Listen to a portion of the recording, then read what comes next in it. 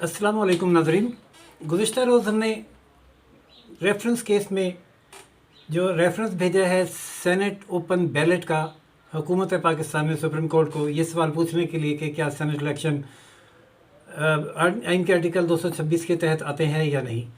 उसके हवाले से रज़ा रब्बानी के दलाइल आपको बताए थे और ये वादा किया था कि पीर के रोज़ होने वाले दलाइल से आपको जो भी अपडेट होगी उससे आगाह करेंगे। नाज़रीन, आज की अपडेट बहुत ही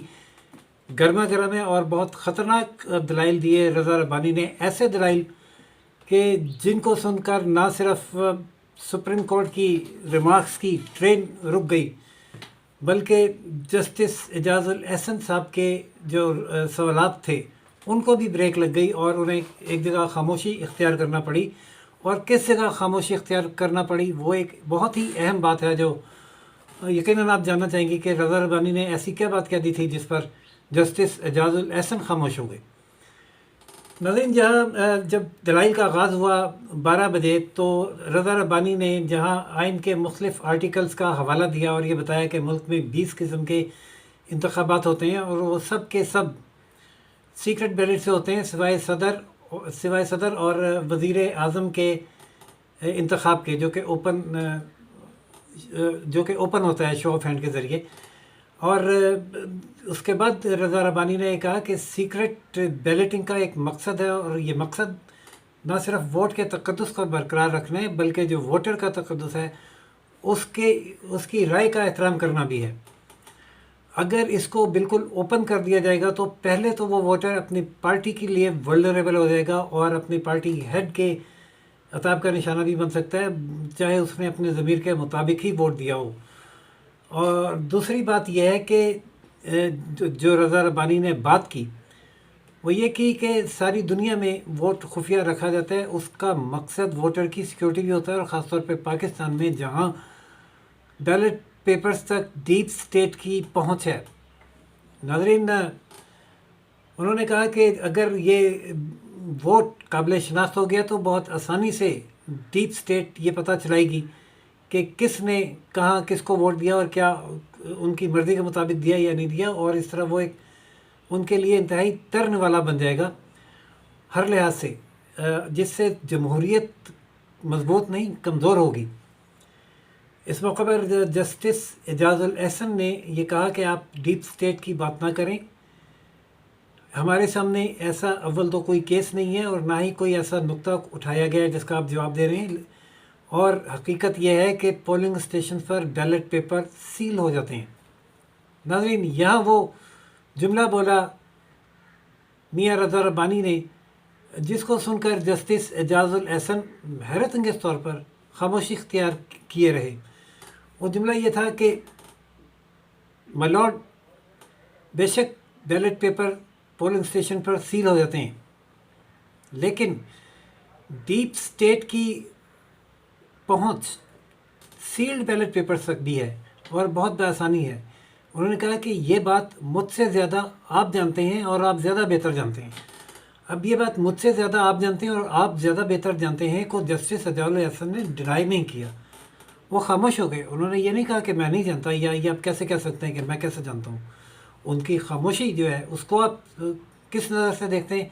हैं ये फ़ैसला करना आप ही का काम है। नाज़रीन, लेकिन जब वो ये दलाइल दे रहे थे रज़ा रब्बानी डीप स्टेट के बारे में और वोटर की सिक्योरिटी के बारे में, तो यहाँ जस्टिस उमर अता बंदयाल ने ये कहा कि अगर आप जो सिस्टम चल रहा है उस सिस्टम को चलाए रखना चाहते हैं तो ये सिस्टम तो फ्यूडलिज़म को, जागीरदारी निज़ाम को और एक शख्सी हीरोइज़म को प्रमोट करता है। तो क्या आप चाहते हैं कि ये फ्यूडलिज़म और शख्सियत परस्ती जारी रहे, और जबकि हमारा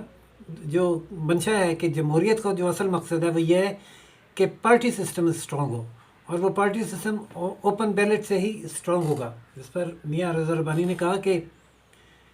ये इर्तकाई अमल है, लेकिन बदकिस्मती से जो मुदाखलतें हैं उनकी वजह से जो हमारा निज़ाम है, पार्लिमानी निज़ाम, वो ज़वाल की तरफ जा रहा है। अब पार्लिमानी निज़ाम ज़वाल की तरफ जा रहा है पे चीफ जस्टिस गुलजार अहमद ने फ़ौरन उनके टोकर कहा कि ये अब से नहीं जा रहा, हमेशा से जा रहा है। رضا ربانی نے کہا کہ میں یہ دعویٰ نہیں کر رہا کہ وہ اس دور میں زوال کی طرف جا رہا ہے، میں بھی یہی کہہ رہا ہوں کہ شروع سے اب تک یہ بتدریج زوال پذیر رہا ہے، اور یہ صرف ایک پارلیمانی ادارہ نہیں، خود عدلیہ کا ادارہ بھی اسی قسم کے مصائب کا شکار ہے، بلکہ پارلیمان سے زیادہ پچھلے دور میں مشکل اس ادارے نے جھیلی، جس میں سے گزر کر اس ادارے نے تو شاید خود کو کسی حد تک سٹیبل کر لیا ہے، لیکن پارلیمان ابھی تک خود کو سٹیبل نہیں کر سکا، اور اگر اس میں اب نئے تجربے کرنے شروع کر دیے گئے اور آئین کا جو منشا ہے اس سے انحراف کر کے نئی اختراعات شامل کر دی گئی جیسے کہ اوپن بیلٹ، تو پھر یہ نظام بالکل ہی اپنے پیروں پر کھڑا نہیں رہ سکے گا اور بہت ہی کمزور ہو جائے گا۔ ناظرین، پچھلی سماعتوں میں جو دلائل آ رہے تھے اس میں جج صاحبان یہ ریمارکس دے رہے تھے کہ اگر اوپن بیلٹ نہ ہوا تو سسٹم جام ہو جائے گا۔ اس کے کاؤنٹر میں رضا ربانی نے یہ ثابت کرنے کی اور دلیل دینے کی کوشش کی ہے کہ اگر اوپن بیلٹ سسٹم ہوا تو یہ نظام کمزور ہوگا۔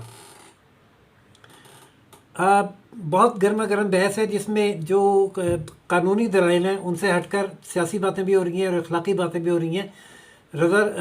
اٹارنی جنرل اور بینچ یہ زیادہ تر اخلاقی